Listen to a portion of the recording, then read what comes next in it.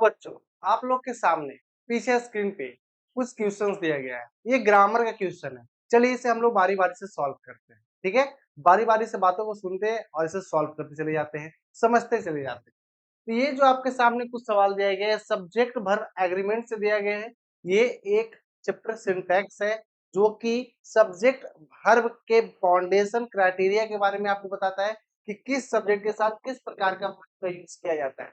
यहाँ पे 5 टाइप का सवाल दिया गया है। हर एक टाइप को बढ़िया सुने, बढ़िया समझे और हर एक सवाल को डील करें, ठीक है? देखो, सबसे पहला यहाँ पे जो सवाल है, कहता है राम डॉट लर्न या लर्न्स इंग्लिश ग्रामर, ठीक है? यहाँ पे आ चुका हूँ, ग्रामर। तो यहाँ पे पहले बात को समझते हैं, पहला बात सुनते हैं। यदि सेंटेंस में तुम्हारा सब्जेक्ट जो है ना सिंगुलर होता है, सिंगुलर बोलने का मतलब ही, सी, इट और नेम होता है, तो इसके साथ सिंगुलर वर्ब का यूज होता है। सिंगुलर वर्ब बोलने का मतलब जब किसी मेन वर्ब में V1 के फॉर्म में इसके साथ एस या एस लगाया जाता है तो ये V5 के फॉर्म में आ जाता है। तो V5 के फॉर्म यानी इसे हम लोग सिंगुलर फॉर्म कहते हैं। यानी पूरा बात को बोला जाए तो क्या बोल सकते हैं, V1 जो होता है ये प्लुरल फॉर्म में होता है और V5 सिंगुलर फॉर्म में होता है। इसीलिए राम के साथ हम लोग लर्न्स का यूज करेंगे, ना कि लर्न का यूज करेंगे। लर्न अपने आप में प्लुरल फॉर्म होगा और लर्न्स अपने आप में सिंगुलर फॉर्म होगा। तो राम के अनुसार यहाँ पे लर्न्स का यूज होगा। क्लियर? इसी अनुसार देखना आपके सामने दूसरा सवाल लिखा हुआ है, यू गेज या गेजेस या पिक्चर। अब जरा बात को समझना, यू जो है ये आपका प्लुरल सब्जेक्ट है और प्लुरल सब्जेक्ट होने के कारण इसके साथ प्लुरल वर्ब का यूज होगा। प्लुरल वर्ब बोलने का मतलब जो V1 के फेज में होता है ये प्लुरल वर्ब होता है।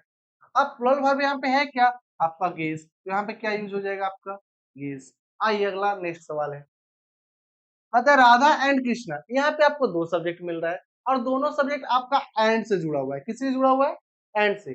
जब दो सब्जेक्ट आपका एंड से जुड़ा होता है तो ये आपका प्लुरल माना जाता है और प्लुरल वर्ब के साथ, सॉरी प्लुरल सब्जेक्ट के साथ हम लोग प्लुरल वर्ब का यूज करते हैं। तो यहाँ पे हैज या हैव में आपका हैव प्लुरल होगा। तो हैव जब प्लुरल होगा तो राधा एंड कृष्णा के साथ हम लोग हैव का यूज करेंगे। क्या हो जाएगा, Radha and Krishna have asked a question. चलिए अगला सवाल को देखते हैं। अगला सवाल क्या है, rice and butter is are my favourite breakfast. तो राइस एंड बटर यहाँ भी आपका एंड से जुड़ा हुआ है दो सब्जेक्ट, लेकिन ये जो है एक पेयरिंग वर्ड है। पेयरिंग वर्ड मतलब जैसे राइस एंड बटर दोनों को हम लोग क्या कर सकते हैं, मिला सकते हैं।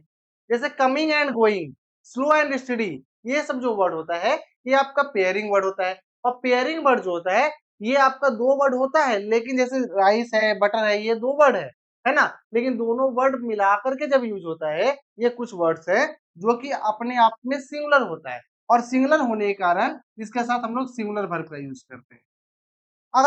अगला जो क्वेश्चन उसको देखिए क्या कहता है, the principal and the secretary was ever there. अब देखिए यहाँ पे क्या है, आपका प्रिंसिपल है और एक सेक्रेटरी है। ये भी आपका कॉमन नाउन है और ये भी आपका कॉमन नाउन है।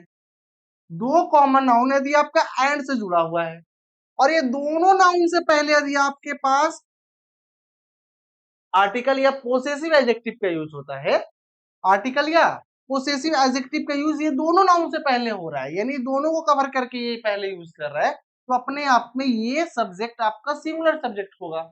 और जब सिंगुलर सब्जेक्ट होगा तो इसके साथ हम लोग सिंगुलर वर्ब का यूज करेंगे। सिंगुलर वर्ब यानी आपका वाज का यूज होगा।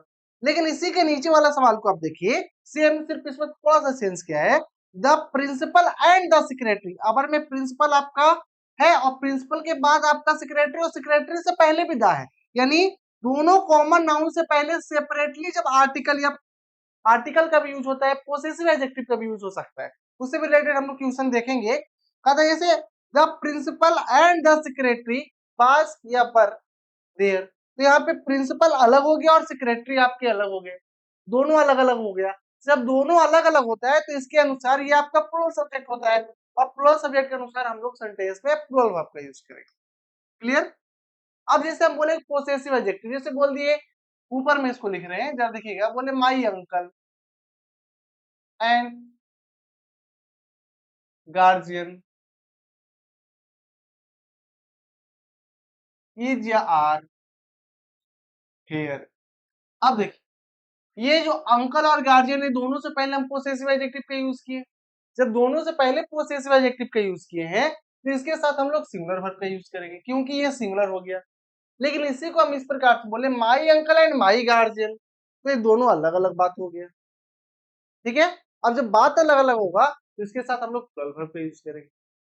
यहाँ पे आप देखना क्या बोला, माई अंकल एंड गार्जियन, यानी दोनों बात को एक साथ कंबाइन करके यूज कर रहा है। यानी सब्जेक्ट वर्ब एग्रीमेंट में सब्जेक्ट वर्ब एग्रीमेंट को भी समझना है तो पहले सब्जेक्ट को समझना पड़ेगा कि कौन सा सब्जेक्ट सिंगुलर है और सिंगुलर सब्जेक्ट के अनुसार ही सिंगुलर वर्ब का यूज होता है, प्लुरल सब्जेक्ट के अनुसार ही प्लुरल वर्ब का यूज होता है। यानी पूरा सब्जेक्ट वर्ब एग्रीमेंट को पहले सब्जेक्ट वर्ब एग्रीमेंट में पहले हमें सब्जेक्ट को समझना होगा। तो बारी बारी से हर बार कुछ क्वेश्चन का सीरीज आप लोगों के पास आता रहेगा। हम लोग देखते हैं नेक्स्ट वीडियोस।